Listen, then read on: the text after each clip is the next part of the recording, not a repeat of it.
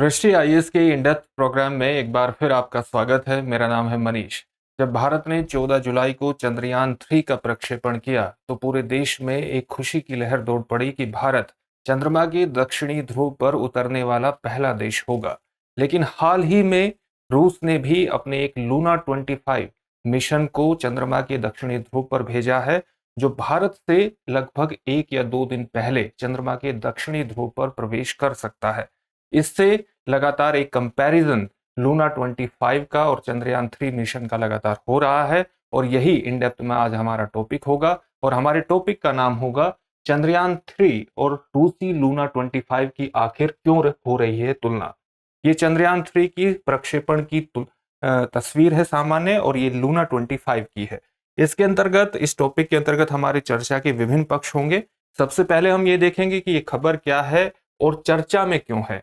उसके बाद हम लूना 25 चंद्रमा पर चंद्रयान 3 से पहले कैसे पहुंच रहा है, इस पक्ष पर चर्चा करेंगे। इसके कारणों को जानने का प्रयास करेंगे। इसके कुछ महत्वपूर्ण कारण हैं, उनको देखेंगे। अगला हमारा चर्चा का पक्ष होगा भारत और रूस के मिशन एक दूसरे से भिन्न कैसे हैं। इस भिन्नता को देखेंगे। कई पक्षों के अंतर्गत कई महत्वपूर्ण बिंदुओं पर इसके अंतर्गत प्रकाश डालेंगे। फिर हम देखेंगे कि चंद्रमा पर ह्यूमन मिशन की दौड़ में क्या भारत शामिल है। चंद्रयान 1 जब मिशन पहुंचा था तो उसने वहां पर चंद्रमा पर जलीय कणों की खोज की थी। इसके बाद चंद्रमा पर ह्यूमन मिशन भेजने की एक रेस सी प्रारंभ होती हुई दिखाई दे रही है। तो हम इस पक्ष के अंतर्गत देखेंगे कि क्या भारत भी इस रेस में शामिल है। फिर हमारा अगला पक्ष होगा कि अंतरिक्ष क्षेत्र में भारत और रूस क्या एक दूसरे के सहयोगी हैं या प्रतिस्पर्धी हैं, क्योंकि इस लूना 25 और चंद्रयान 3 मिशन की तुलना के अंतर्गत ये पक्ष महत्वपूर्ण हो जाता है। अंत में आपके लिए एक प्रश्न होगा। इस प्रश्न का उत्तर आपको कमेंट बॉक्स में कमेंट करके देना होगा। तो देखते हैं सबसे पहले कि खबर क्या है। खबर इंडियन एक्सप्रेस न्यूज़पेपर से ली गई है। खबर है, रशिया's Luna 25 could land on the moon days before Chandrayaan 3. How the two missions compare. इसका मतलब यही है कि चंद्रयान 3 से पहले 1 या 2 दिन पहले लूना 25 मिशन चंद्रमा के दक्षिणी ध्रुव पर पहुंच जाएगा, और दोनों मिशन एक दूसरे से किस तरह से कंपेयर किए जा सकते हैं। आप जानते हैं कि इसी वर्ष 14 जुलाई को चंद्रयान 3 का प्रक्षेपण किया गया था श्रीहरिकोटा से। चंद्रयान 3 22 दिनों के बाद लगभग प्रवेश कर चुका है अपनी पृथ्वी कक्षा से चंद्रमा की कक्षा में, और अब इसका 23 अगस्त को संभावना है कि इसके लैंड रोवर को चंद्रमा के दक्षिणी ध्रुव पर उतारा जाएगा। इस जो लूना 25 है, लूना 25 का जो प्रक्षेपण किया गया है वो 10 अगस्त को किया गया है, और इसने चंद्रमा की कक्षा में प्रवेश कर लिया 16 अगस्त। साथ ही ये 21 और 22 अगस्त को चंद्रमा के दक्षिणी ध्रुव पर उतरने की इसकी संभावना है। तो स्वाभाविक है, एक कंपैरिजन होना बहुत लाजमी है, और इसी के अंतर्गत ये माना जा रहा है कि रशिया ने भारत को पछाड़ने के लिए ये जानबूझ करके उठाया गया कदम है, क्योंकि अभी तक कोई भी देश चंद्रमा के दक्षिणी ध्रुव पर नहीं पहुंच पाया है। और अगर भारत अपनी इस उपलब्धि में कामयाबी हासिल कर लेता तो भारत दुनिया का पहला देश हो जाता दक्षिणी ध्रुव पर अपना रोवर उतारने वाला। तो भारत को पछाड़ने के लिए, भारत से एक प्रतिस्पर्धा करने के लिए रशिया ने यह काम किया है कि वो ये उपलब्धि हासिल करने वाला प्रथम देश बनना चाहता है, और इन्हीं सब कारणों से ये पूरी खबर चर्चा में आ गई है। अब हम दोनों मिशन को देख सकते हैं। सबसे पहले हम ये देखेंगे कि लूना 25 चंद्रमा पर चंद्रयान 3 से पहले कैसे पहुंच रहा है, इसके कारण क्या है। सबसे पहला कारण यह है कि जो लूना 25 का ट्रेजेक्टरी है, जो प्रक्षेप वक्र है, वो सीधा है। जैसे पृथ्वी से चंद्रमा पर पहुंचने के लिए उसे दूरी तय करनी है 3,84,000 किलोमीटर की। तो लूना 25 का जो प्रक्षेपण पथ है वो सीधा है, जबकि जो चंद्रयान 3 का प्रक्षेपण वक्र है वो एक तरह से इस तरह से वो कक्षा के माध्यम से इस तरह से प्रवेश करेगा। और इस तरह से प्रवेश करने के बाद पहले वो पृथ्वी के अलग अलग इसरो की मैनोवेवरिंग कैपेबिलिटी के माध्यम से इसकी वेलोसिटी को बढ़ाया जाएगा, चंद्रयान 3 की, इसके वेग को बढ़ाया जाएगा, और इसके माध्यम से इसकी कक्षा को इस तरह से बढ़ाया जाएगा।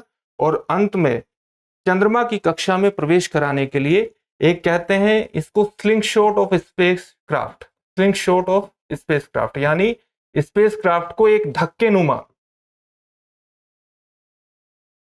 एक धक्का सा दिया जाएगा जिससे ये चंद्रमा की कक्षा में इस तरह से प्रवेश कर जाएगा।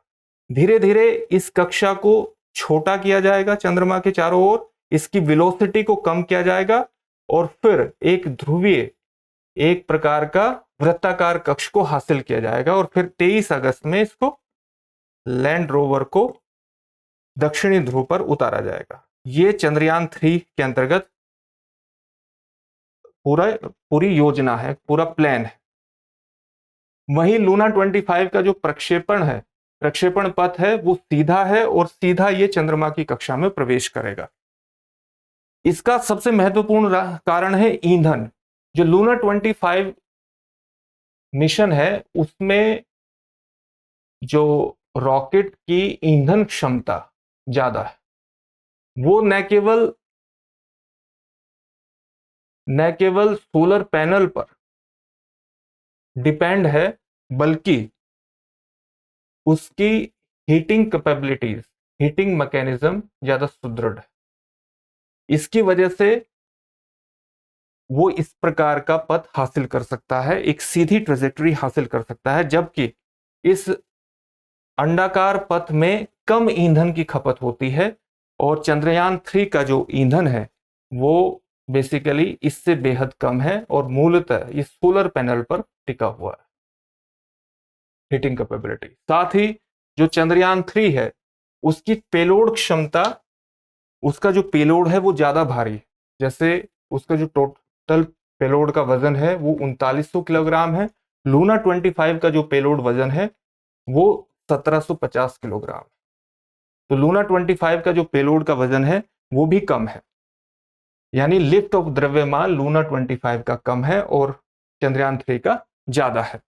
इसी जैसा हमने बताया कि जो लॉन्च व्हीकल है चंद्रयान 3 का, वो लॉन्च व्हीकल मैक 3 है जिसकी ईंधन क्षमता कम है, और ईंधन क्षमता कम होने के कारण ही ये घुमावदार पथ ले रहा है। लूना 25 दक्षिणी ध्रुव पर 21-22 अगस्त को लैंड करेगा, 21-22 अगस्त को, और ये सुबह के समय लैंड करेगा।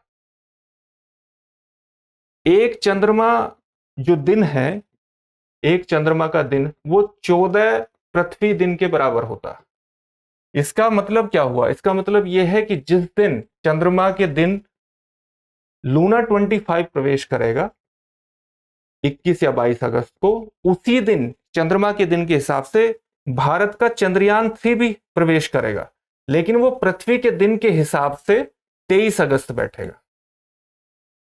यही कारण है कि जो चंद्रयान 3 का लैंड रोवर है वो सुबह जब 23 अगस्त को प्रवेश कर लेगा तो 14 दिन के पृथ्वी दिन के बराबर इसको सोलर पैनल चलाने की क्षमता हासिल हो जाएगी, क्योंकि उस समय यहां पर ये सोलर पैनल 14 दिन तक लगातार काम कर सकेंगे और ये पूरा अन्वेषण कार्य अपना कर सकेगा। ये कुछ महत्वपूर्ण कारण थे जिसकी वजह से लूना 25 पहले चंद्रयान 3 से पहले वहां पर पहुंच रहा है। अब हम देखते हैं कि भारत और रूस के मिशन एक दूसरे से भिन्न क्यों है।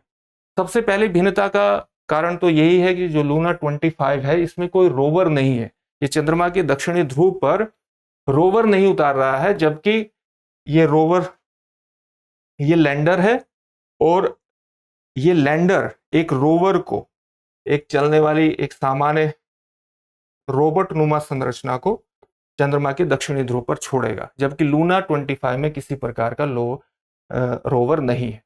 जो रूसी लैंडर है इसमें 8 पेलोड हैं जो साइंटिफिक एक्सपेरिमेंट वहां पर करेंगे। ये किस प्रकार के साइंटिफिक एक्सपेरिमेंट करेंगे?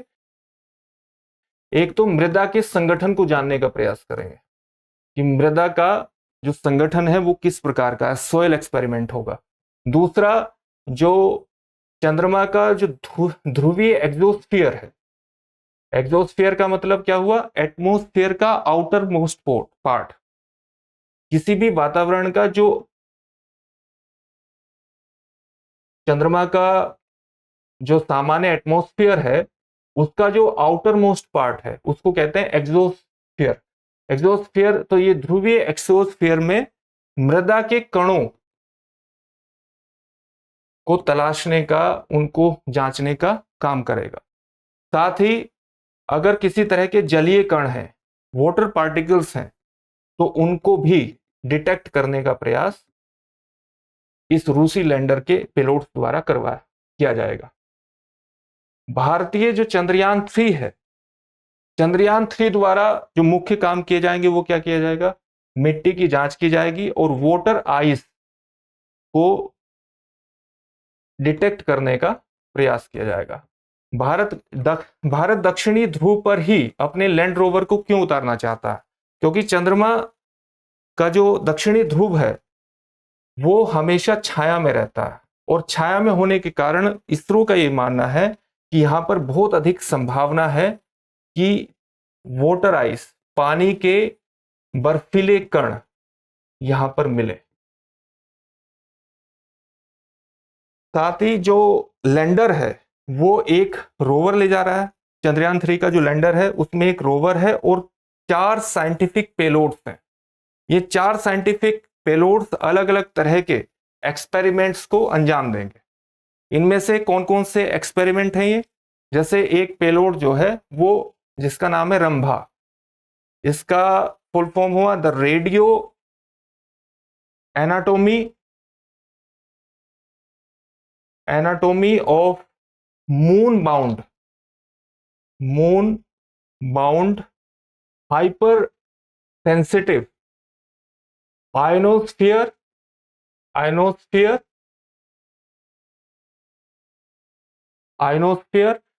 And atmosphere. ये क्या काम करेगा, ये यहां पर चंद्रमा के दक्षिणी ध्रुव पर धरातल पर स्थित जितने भी इलेक्ट्रॉन हैं, मतलब जितने इलेक्ट्रॉन और आयंस की प्रॉपर्टीज का अध्ययन करेगा और इस बात को जांचने का प्रयास करेगा कि यहाँ पर जो तापमान में परिवर्तन हो रहा है या इसके एटमॉस्फेयर के घनत्व में जो परिवर्तन हो रहा है उसकी गति क्या है, उसमें चेंज किस प्रकार से हो रहा है। इसका काम साइंटिफिक प्रयोग, इसका जो साइंटिफिक एक्सपेरिमेंट है इसका काम ये होगा। एक और साइंटिफिक एक्सपेरिमेंट होगा, इसका जो ये साइंटिफिक पेलोड है जो अंजाम देगा वो है, इसकी फुल फॉर्म है चेस्ट, द चंद्रास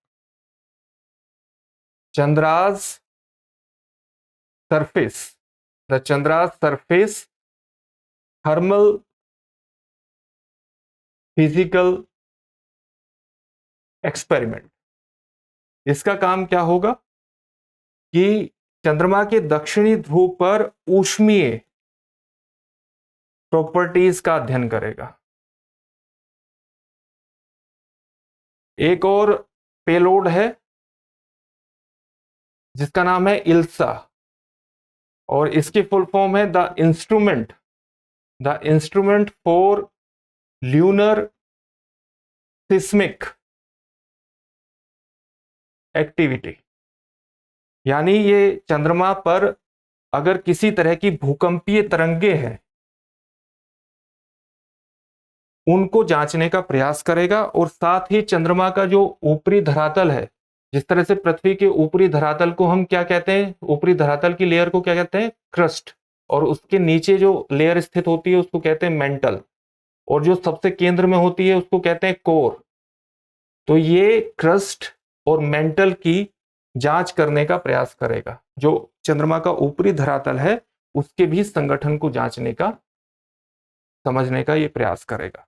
एक और जो साइंटिफिक पेलोड है उसका नाम है LRA, the laser retro reflective array. ये नासा का है, नासा का एक ऑप्टिकल उपकरण है और इसका काम क्या है कि जो चंद्रयान 3 का स्पेसक्राफ्ट है वो यहां पर बहुत ही बारीकी से स्पेसक्राफ्ट बहुत बारीकी से नजर रख सके, बहुत प्रिसीजन से, सूक्ष्म तरीके से यहाँ की गतिविधियों पर नजर रख सके, प्रॉपर्टीज पर नजर रख सके, इसके लिए एक डिटेक्शन का काम करेगा, the laser retro reflective array. इसी तरह से जो रोवर है ये भी दो प्रकार के साइंटिफिक प्रयोग करेगा। एक का नाम है, जैसे साइंटिफिक पेलोड इसके अंतर्गत लिब्स। लिब्स का क्या मतलब है? लिब्स का मतलब है लेजर इंड्यूस्ड ब्रेकडाउन स्पेक्ट्रोस्कोप। और इसका सबसे महत्वपूर्ण काम होगा कि चंद्रमा के धरातल के रासायनिक और खनिजों के संगठन को जांचना, उसके संगठनों का, इन रासायनिक और खनिज के संगठन को निर्धारित करने का यह प्रयास करेगा। इसी तरह से जो एपी एक्सिस, एक और साइंटिफिक प्रयोग है, साइंटिफिक आप इसको पेलोड भी कह सकते हैं, वो क्या करेगा? इसका काम क्या है? इसकी फुल फॉर्म है the alpha particle x-ray spectrometer. इसका काम यह है कि चंद्रमा की मिट्टी या वहां जो चट्टानें स्थित हैं उनमें मैग्नीशियम, एल्यूमिनियम, सिलिकॉन या आयरन या पोटेशियम या कैल्शियम, इनके संगठन का निर्धारण करने का प्रयास करेगा कि किसी प्रकार का कोई संगठन है या नहीं।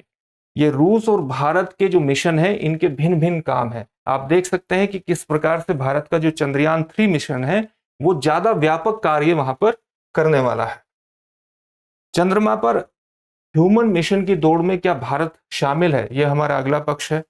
हमारा जब 2008 में भारत ने अपना चंद्रयान 1 मिशन भेजा तो चंद्रयान 1 की एक महत्वपूर्ण उपलब्धि थी चंद्रमा पर डिटेक्ट करना जलीय कणों को। तब से ही पूरी दुनिया में एक बार फिर ये जितनी भी बड़ी एजेंसीज हैं वो चाहती हैं कि यहां पर ह्यूमन मिशन को भी भेजा जाए ताकि सही तरह से यहां पर पानी की पहचान हो सके कि है या नहीं है। ये दोबारा शुरुआत इस प्रकार की हो रही है क्योंकि शीत युद्ध के दौरान, जिसकी शुरुआत द्वितीय विश्व युद्ध के बाद हो गई थी और जो सोवियत संघ के विघटन तक चला, यूएस और सोवियत रूस के मध्य ह्यूमन मिशन भेजने की एक प्रतिस्पर्धा थी। लेकिन इस प्रतिस्पर्धा का सारा अब्जा दारोमदार जो है, ये सारी प्रतिस्पर्धा यूएस और चाइना के बीच हो गई। भारत को अभी इस प्रतिस्पर्धा में शामिल होने के लिए समय लगेगा क्योंकि भारत ने अभी सैंपल रिटर्न मिशन की भी शुरुआत नहीं की है। हालांकि वो सैंपल रिटर्न मिशन जिसमें किसी भी ग्रह से या उपग्रह से सैंपल ला करके उनकी जांच की जाती है, इसकी भी शुरुआत भारत ने अभी नहीं की है। हालांकि वो इसके अंतर्गत जापान के साथ सहयोग कर रहा है, लेकिन ऑफिशियल घोषणा अभी नहीं हुई है कि भारत इस तरह के मिशन को आने वाले समय में करने जा रहा है। साथ ही भारत को ह्यूमन मिशन की शुरुआत करने के लिए यह भी जरूरी है कि सबसे पहले वो स्पेस फ्लाइट के मिशन को प्राप्त करे, हासिल करे, इसके अंतर्गत उपलब्धि हासिल करे। और इसके अंतर्गत उपलब्धि हासिल करने के लिए जरूरी है कि भारत को अपनी जो प्रक्षेपण यान की जो क्षमता है, भार वहन की जो क्षमता है, जो स्पेस व्हीकल है, उनकी जो क्षमता भारत में वर्तमान में केवल 4 टन है। और दूसरी अगर तुलना करें स्पेस एक्स एजेंसी से इसकी, तो उसकी ही तुलना 26 टन के बराबर है। तो भारत को इस क्षेत्र के अंतर्गत बहुत सारा काम करना है। अभी हाल ही में चंद्रमा से संबंधित कई मिशन असफल भी रहे हैं, जैसे पेरिशीट जो इजराइल का मिशन था, ये चंद्रयान 2 से कुछ महीने पहले असफल हुआ। इसी प्रकार से वर्ष 2022 में जापान और यूएई के मिशन, चंद्रमा पर जो रोवर भेजने के मिशन थे वो भी असफल हुए हैं। तो अभी भारत को ह्यूमन रेस में चंद्रमा पर किसी व्यक्ति को भेजने की जो रेस है उसमें भी समय लगेगा, और ये रेस मुख्यतः यूएस और चाइना के बीच ही है। अब हम देखते हैं कि अंतरिक्ष क्षेत्र में भारत और रूस सहयोगी हैं या प्रतिस्पर्धी हैं। दरअसल जब चांद्रयान 2 मिशन भेजा जाना था तो उससे की जो तैयारियां चल रही थी, वो उस तैयारियों में रूस की बहुत बड़ी भूमिका थी, क्योंकि रूस ही चंद्रयान 2 का रोवर तैयार करने वाला था।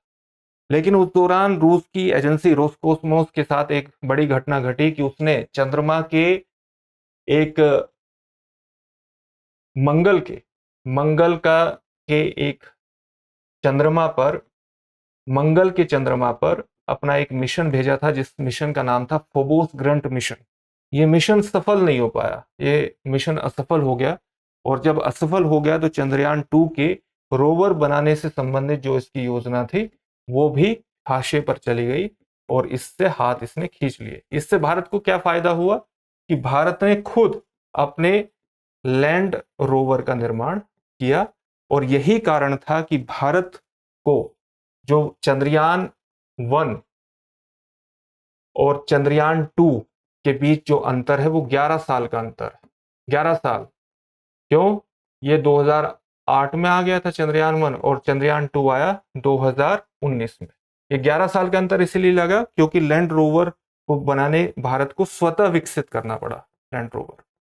इसी तरह से एलवीएम जो भारत ने डेवलप किया है, लॉन्च व्हीकल मार्क 3, इसका जो पूर्ववर्ती है ये क्रायोजेनिक इंजन, इसके लिए भारत को रूस ने देने की बात कही थी, लेकिन बाद में रूस ने क्रायोजेनिक टेक्नोलॉजी भारत को देने से मना किया और भारत ने इस पर अपने आप काम करना शुरू किया और भारत ने खुद क्रायोजेनिक टेक्नोलॉजी को विकसित करने में सफलता प्राप्त की। क्रायोजेनिक टेक्नोलॉजी क्या होती है? क्रायोजेनिक का मतलब होता है अति निम्न तापमान। अति निम्न तापमान, अति निम्न तापमान का मतलब है -150 डिग्री सेल्सियस से -273 डिग्री सेल्सियस।